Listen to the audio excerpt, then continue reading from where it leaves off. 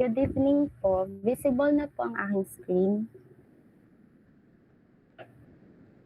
Okay po. So, good evening po ulit everyone. So, presenting here ay ang ating tracker and distribution of tasks for the docu team lang. Bigyan lang po namin kayo ng onting background for our task. So, para sa ating final paper, ito ay minor revisions lang naman din ng other parts galing dun sa uh, project proposal ng Group 4. So, para sa ating equipment design, although TechCom naman ang assign dito, still ay magkakaroon pa rin naman ng write-ups for the paper. So, nag-assign kami ng isang member galing DocuCom para dito. And same goes din sa materials and economics na assign din dito ay BudgetCom, pero magkakaroon din naman ng write-ups for our final paper. Kaya nag-assign din kami ng one member para dito.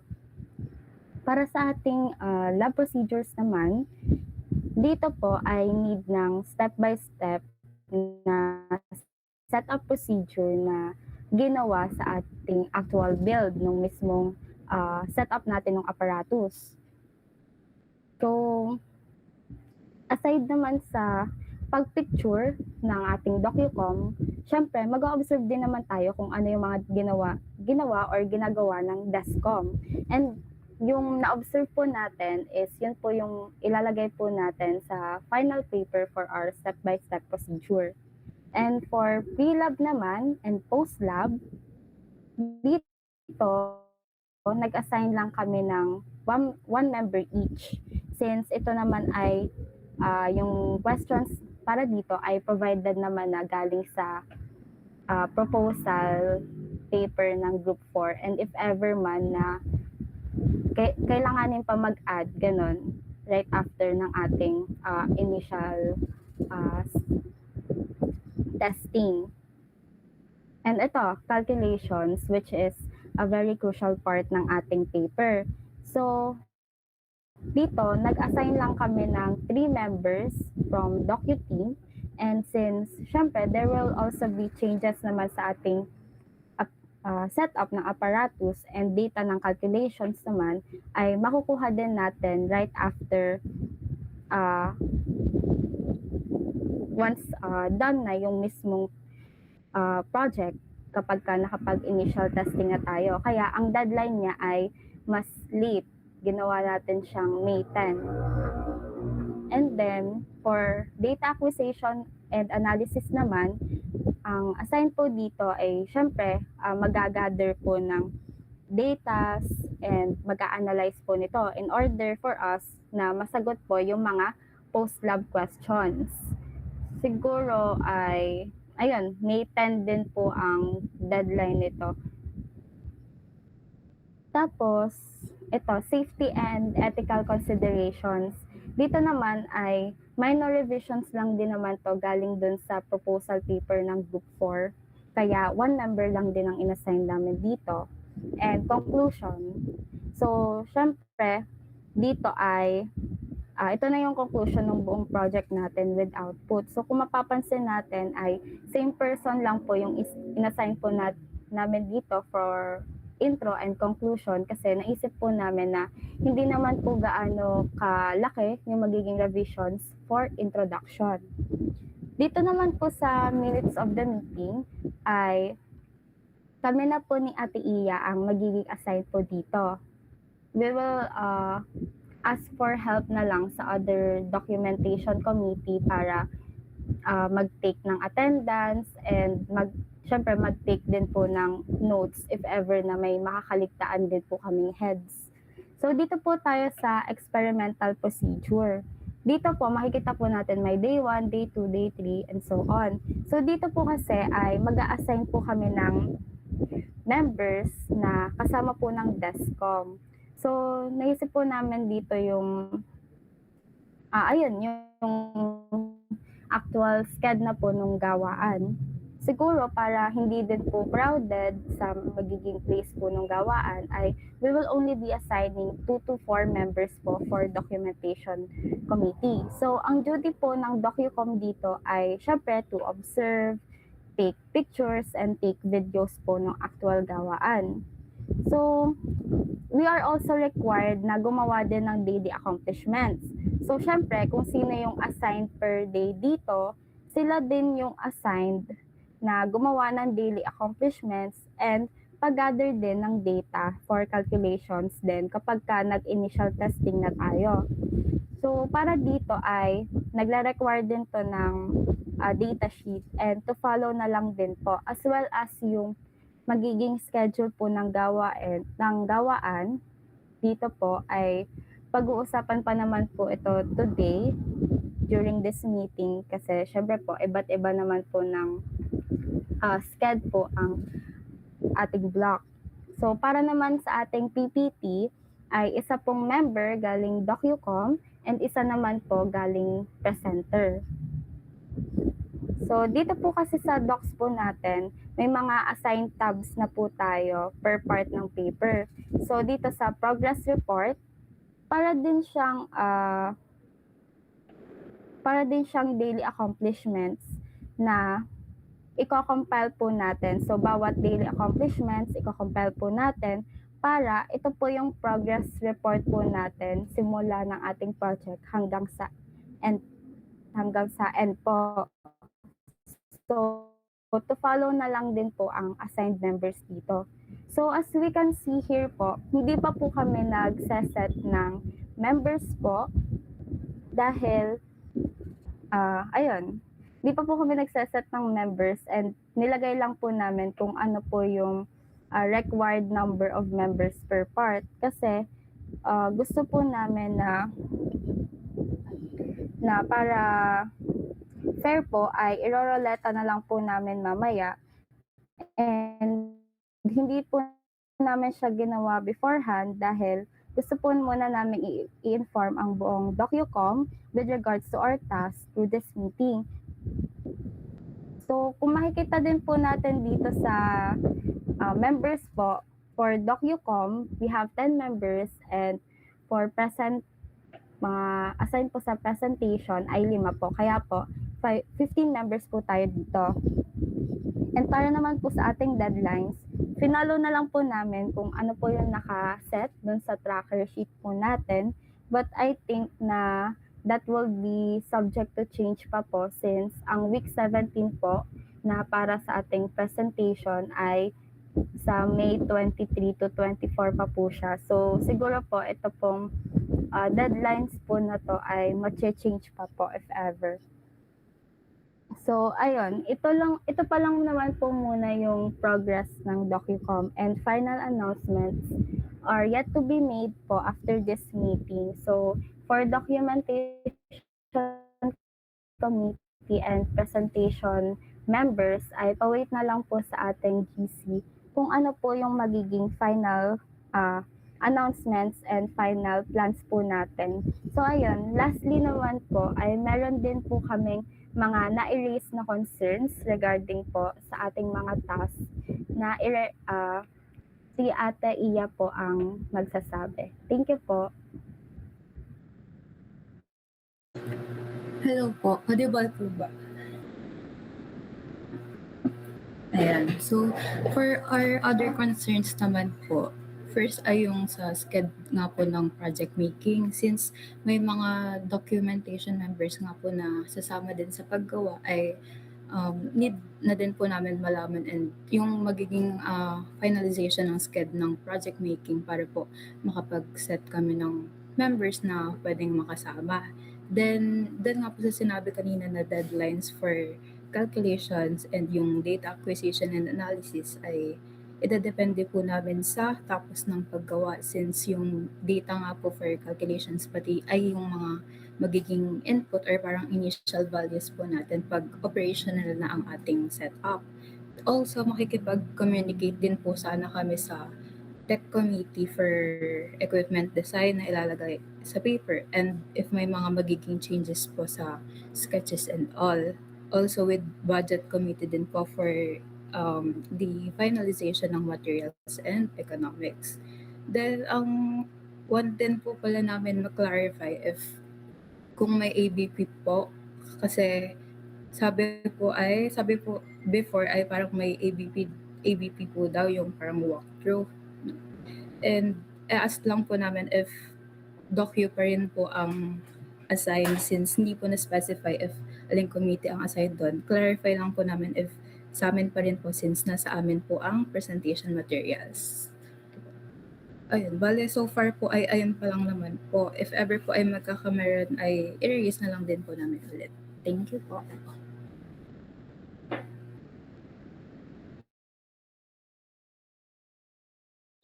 Bale, palist na lang ng questions para ma-answer din mamaya through docu na lang. Thank you.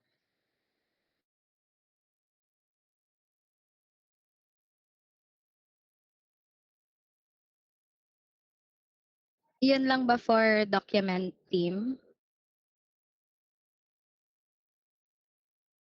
Okay, so yung design and the technical, you can proceed na. Thank you.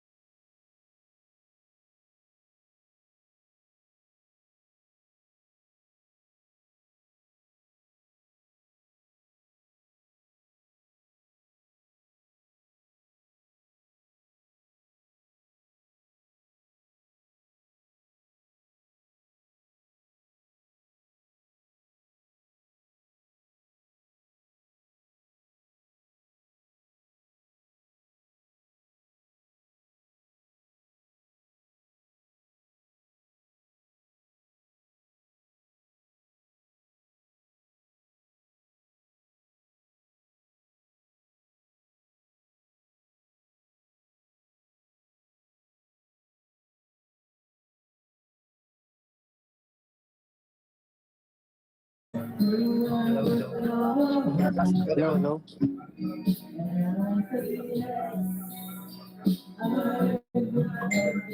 Okay, disregard na lang po yung sa background noise. So, bali meron may pinakita sa akin na dalawang design. So, bali ito yung una, which is yung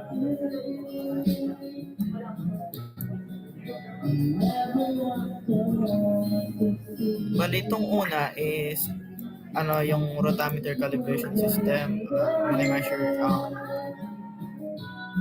water flow rate, tapos nagsisimula siya sa tank, then may centrifugal pump na nag-push through sa pipes, a valve control, and the water goes upward through the rotameter where a float rises. The higher it goes, the higher the flow rate.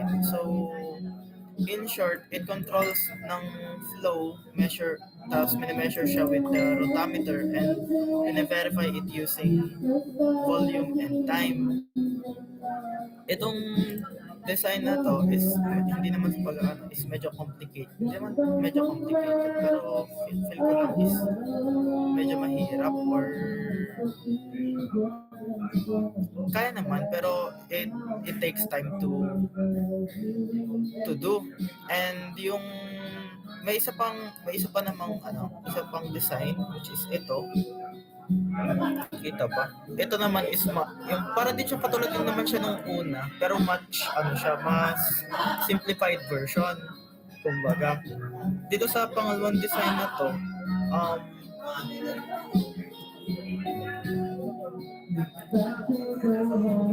manggagaling pa rin yung water mula sa tank, and then papasok sa pump, then sa needle valve para where na precise na makokontrol natin yung flow ng water. And in short, na re-reduce dito yung fluctuations, tapos na-stabilize yung flow and improves the accuracy when comparing the rotameter readings with actual measurements. Yan lang yung yung overall ko dito.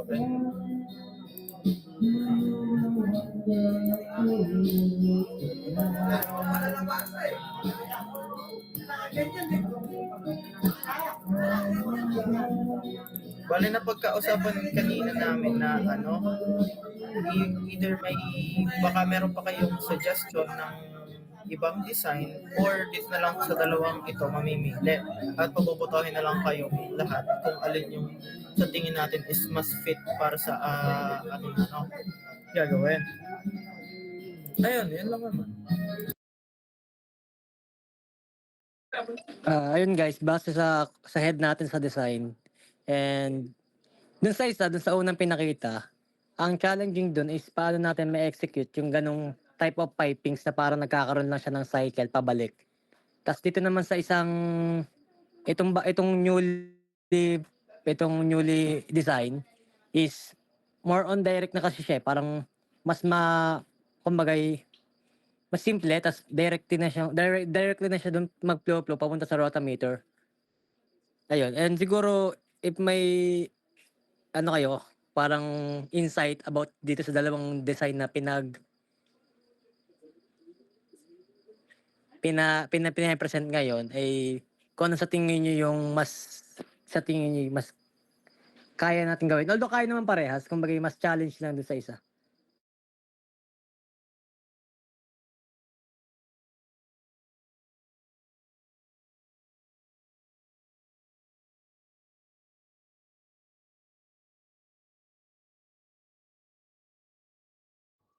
Hello guys, are yung sinasabi ko kanina dun sa documentation team din na may pagbobotohan tayo, which either be the first one or the second one.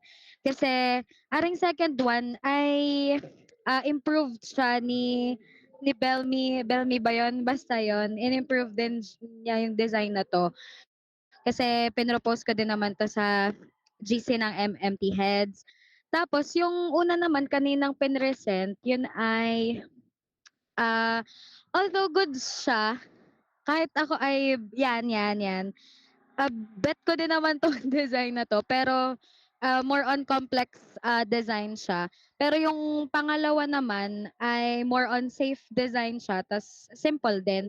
So i-a-ask din namin ang help ninyo if anong design yung mas gusto ninyo.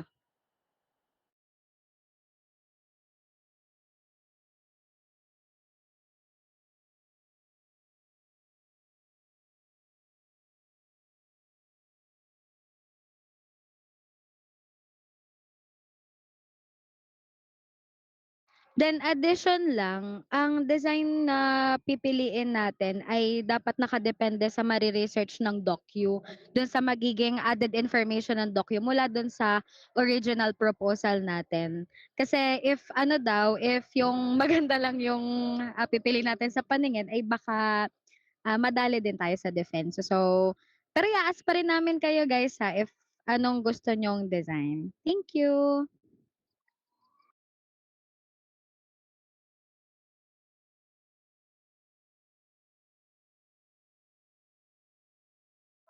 I think ay yun lang para sa design and technical team. Pero pwede na siguro tayong mag-proceed sa budget team. Thank you.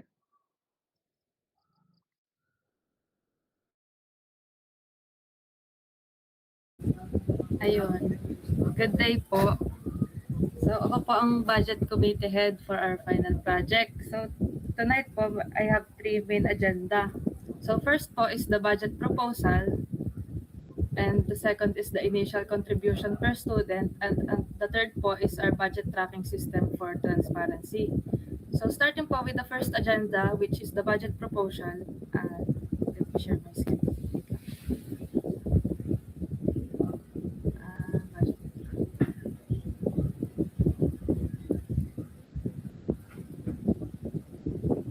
So, visible ba sa...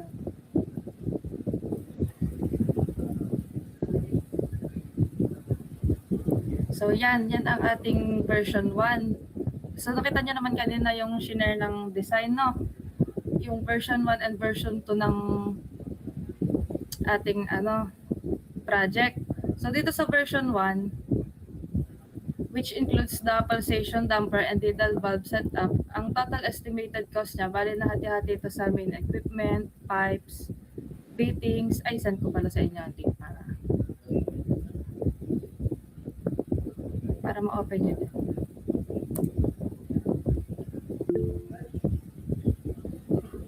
So fitting, support and installation with a total of 12,900. So estimated pa lang naman to. Pwede pa siyang mabago, mabawasan or madagdagan.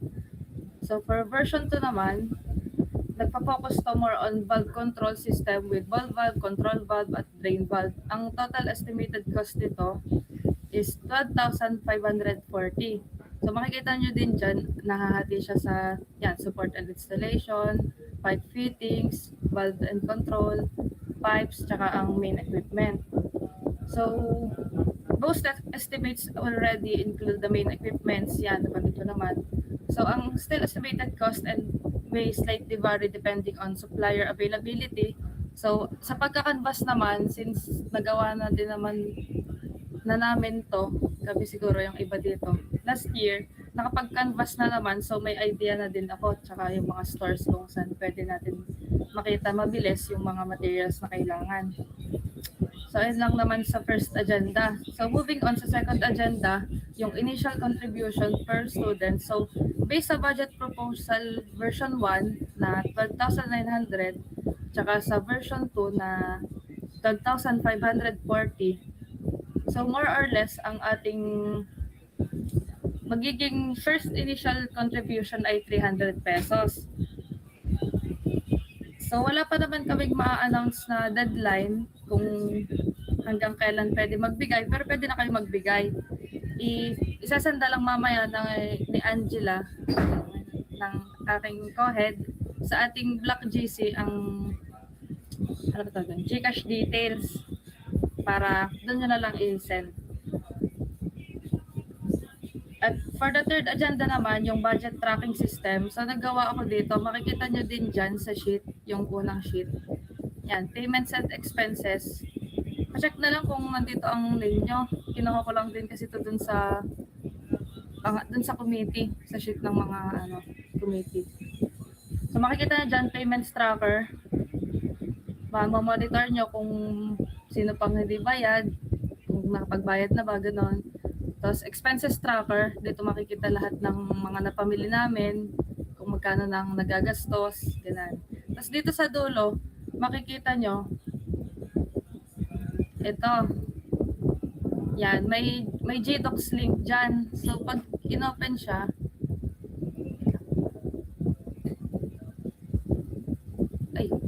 try nyo nga i-open.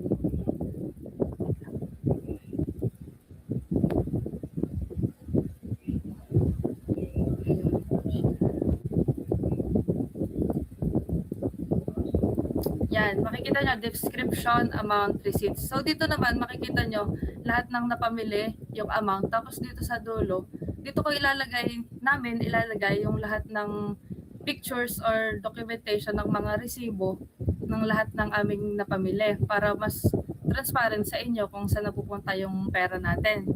So baka mamaya na ipang samji na naming tatlo, hindi nyo pa alam. Tapos ang example niyan, wait lang, example ako dito ng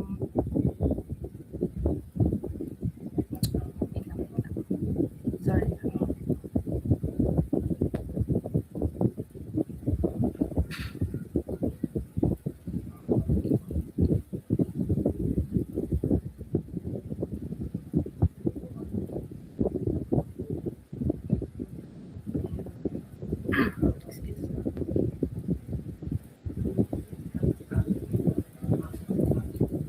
So, ito. Ayan. Ito yung aming docs dati. So, yan ang example niya. Yan. Lahat ng aming nagastos last year. So, ganyan lang naman din yung ilalagay ko doon. Para mas alam din nyo kung kung saan napupunta yung pera natin. So, this way po kasi ay we can easily monitor where the funds are going and we can avoid confusion or miscommunication regarding po sa budget natin. We will also make sure that all purchases and are documented and updated regularly in the tracker. So, ugaliin din po natin sigurong i-visit yung tracker na isasend ko din to sa Black GC para kung sino mang wala sa Meet ay ma-visit din nila. Ayun lang. So, that's all po for budget muna.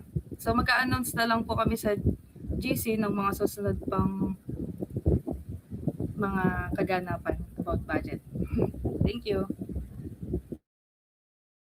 So yun, bali guys, if meron kayong concerns, ay isesend naman ng docu committee ang link ng GDocs na pwede nyong paglagyan ng mga concerns ninyo.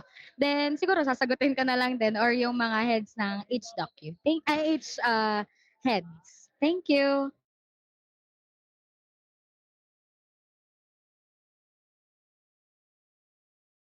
May i-raise pa ba ang everyone and every people?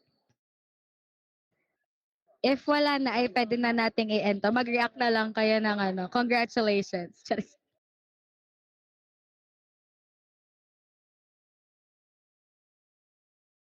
Ayan. So yan guys, I think that's it for today.